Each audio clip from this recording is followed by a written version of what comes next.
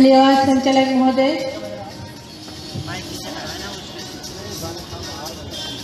राष्ट्रीय मूल्यवासी महिला समिति में राष्ट्रीय प्रचारक निशा मेश्राम आज बहुजन मुक्ति पार्टी एवं प्रगतिशील समाजवादी पार्टी की सहयोगी संगठनों की मंडल स्तरीय महारैली अलीगढ़ में होने जा रही है।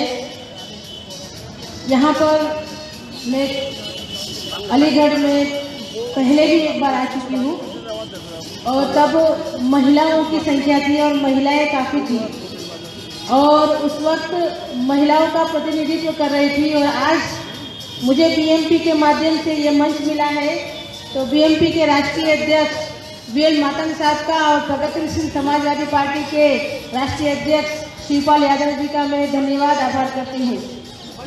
ये जो बहुजन मुक्ति पार्टी एवं प्रगतिशील समाजवादी पार्टी है, उसके जो मुद्दे हैं, जो एजेंडे हैं, यहाँ पर जो हमको लिख के दिए गए हैं, वो एजेंडे से हम लोग सहमत हैं। और पूरे भारत के 6 लाख गांव के अंदर जितनी भी महिलाएं हैं, उसका मैं प्रतिनिधित्व कर रही हूँ। और इस मंच से सभी महिलाओं की तरफ से मैं बहुजन मुक्ति पार्टी को और प्रगतिशील समाजवादी को अपना समर्थन जाहिर करती हूँ। जो भी हमारी समस्याओं का, जो भी पार्टी, प्रगतिशील समाजवादी पार्टी और बहुजन मुक्ति पार्टी हमारी समस्याओं का मुद्दा उठाएगी, उसको हम लोग समर्थन करेंगे। हम महिलाओं के इस देश के अंदर बहुत सारी समस्याएं हैं, महिलाओं की बहुत सारी समस्याएं हैं। जिसकी समस्या है उसी को अपना हल ढूंढना होगा। लेकिन हमारी महिलाएं क्या करती है, समस्या हमारी है और समाधान कहाँ ढूंढने जाती है, समस्या कहाँ ढूंढने जाती है, समस्या हमारी और समाधान अटल बिहारी। समस्या हमारी है और समाधान अटल बिहारी के पास खोजने जाती है। तो अटल बिहारी जी के पास समस्या का समाधान ढूंढने जाओगी तो बेचारे अटल बिहारी जी स्वर्ग में चले गए हैं। अटल बिहारी जी स्वर्ग में चले गए हैं और उनके जो भक्त थे, उन्होंने वोट लेने के लिए उनको भी लोटों में पूरे भारत में घुमाया था। तो मैं अपनी बहनों को कहना चाहती हूँ कि हमें स्वर्गवासी नहीं, इस देश के वासी बनकर हमें आने वाले समय में अपने समाधान का निवारण करना होगा। ये जो भारत देश है, उसके अंदर अभी कुछ ही दिनों के बाद चुनाव आने वाला है। अभी थोड़े दिनों के बाद चुनाव आने वाला है और चुनाव जब जितना जितना नजदीक आएगा, आपके पास भी लुभावने वादा करने वाले लोग आएंगे। लुभावने वादे करने वाले लोग आएंगे और कहेंगे कि हम आपके बच्चों का, बेरोजगारों को नौकरियां देंगे।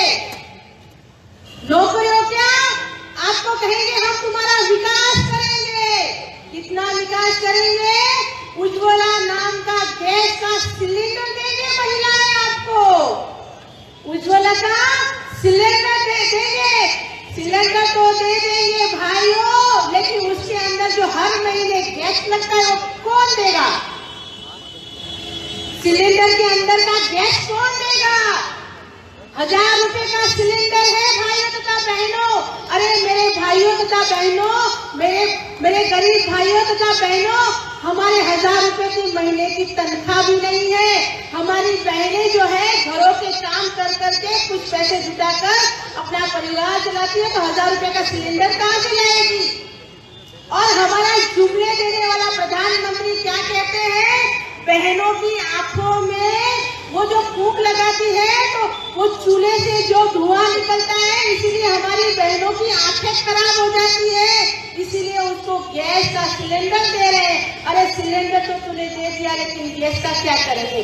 अरे वो अटल बिहारी जी ऊपर से स्वर्ग से देगा क्या सिलेंडर के अंदर गैस? गैस कहाँ से लाओगे? कहते हैं बेटी पढ़ाओ, बेटी बचाओ, बेटी पढ़ाओ, बेटी पढ़ाओ, बेटी बचाओ, बेटी बचाओ, बेटी पढ़ाओ। अरे कि बेटी बचेगी नहीं, सुरक्षा के लिए कितना, महिला की सुरक्षा के लिए कितना रुपए देते हैं? 5,000 रुपया करोड़। और गंगा की सफाई के लिए कितना? 20,000 रुपये करोड़। कहते हैं कि गंगा का स्नान करने से, कुंभ का स्नान करने से पापों का नाश करते हैं। पापियों के पाप का नाश करने के लिए 20,000 रुपये करोड़। और हमारी महिलाओं के लिए 5,000 रुपये करोड़। हाँ, हमारी महिलाओं के लिए 5,000 रुपया करोड़। हमारी महिला भी कितनी महान है। हमारा समाज, हमारा मूल निवासी समाज कितना महान है मालूम है? कुंभ के मेले में क्या करते हैं? हमारी नौजवान महिलाओं को, हमारी नाबालिग बच्चियों को उन कुंभ के मेले में भेजते हैं और उन हवसी खोरों के पास अपनी बच्चियों को भेजते हैं उनकी सेवा करने के लिए। क्यों? क्योंकि अगले जन्म में उनसे हमें स्वर्ग मिलेगा। अरे जीते जी नर्क में तो जिंदगी जी रहे हो, स्वर्ग की क्या आशा रखते हो? अपनी बेटी को उन हवसी खोरों के पास भेज के क्या होता है? वो लोग उस बच्चियों को बलात्कार करते हैं, सामूहिक बलात्कार करते हैं। नाबालिग बच्चियों के साथ, 4 महीने की बच्ची के साथ, 8 महीने की बच्ची के साथ, 8 साल की बच्ची के साथ, और बच्ची को मार डालते हैं। पहले आज से 20 साल पहले, 30 साल पहले क्या करते थे?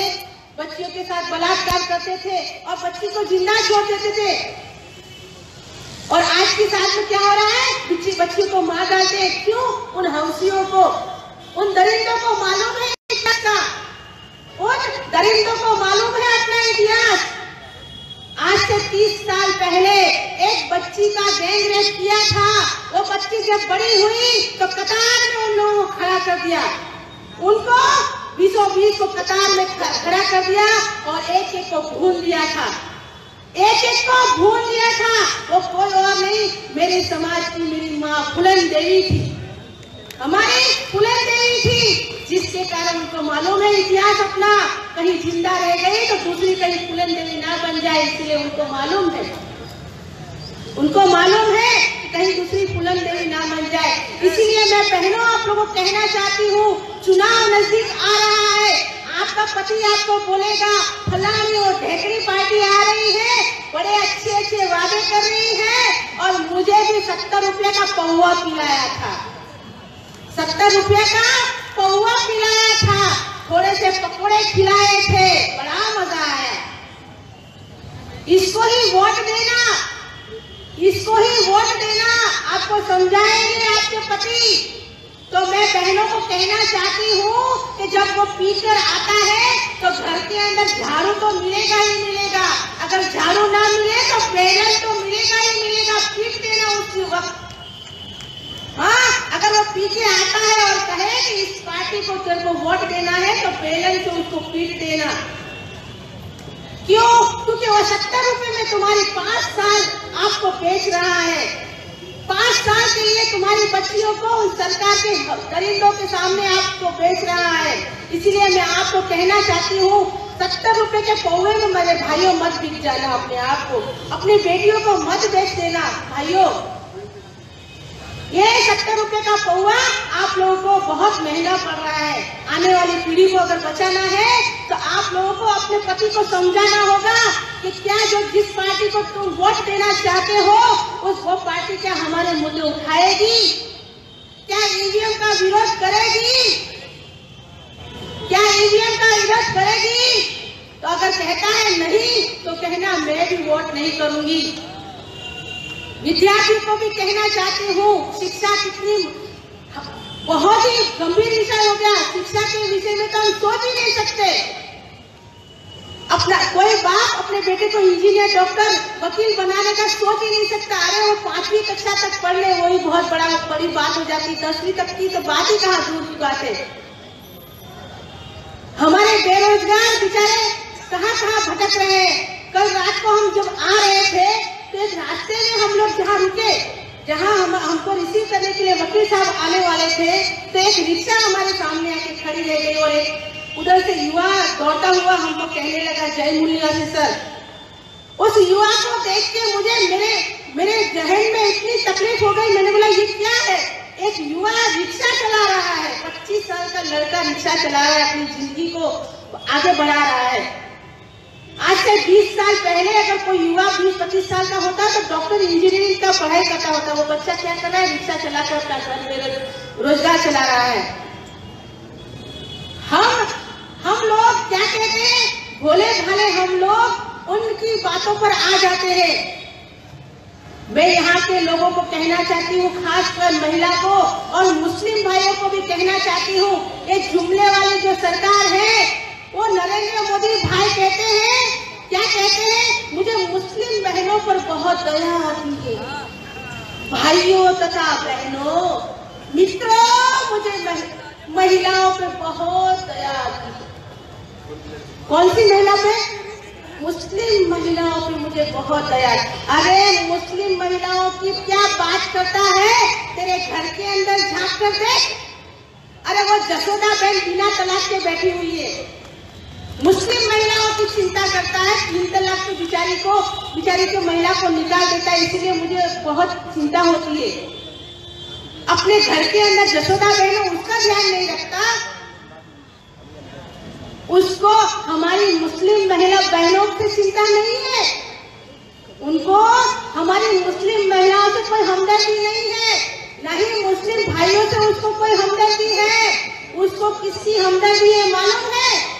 उनके दोस्त और उनके भाई बहन, जो दोस्त बंधु है ना, उनकी बहन बेटियां मुस्लिमों के घर के अंदर है। इसलिए उनको ये चिंता है कहीं हमारी माँ बहन बेटियां जो उनके घर के अंदर है, उनको कहीं मुस्लिम लोग लात मार के ना निकाल दे, 3 तलाक करके ना निकाल दे। इसलिए उनकी चिंता है, उनको उनकी बहनों की चिंता है, हमारी मुस्लिम महिलाओं की चिंता नहीं है। इसलिए हमें भाइयों तथा बहनों, इन जुमलेबाज लोगों से हमें सावधान रहना होगा। हमें इन जुमलेबाज लोगों से सावधान होना चाहिए। ये जुमलेबाज लोग जो है ईवीएम के माध्यम से इस देश के अंदर काबिज हुए हैं।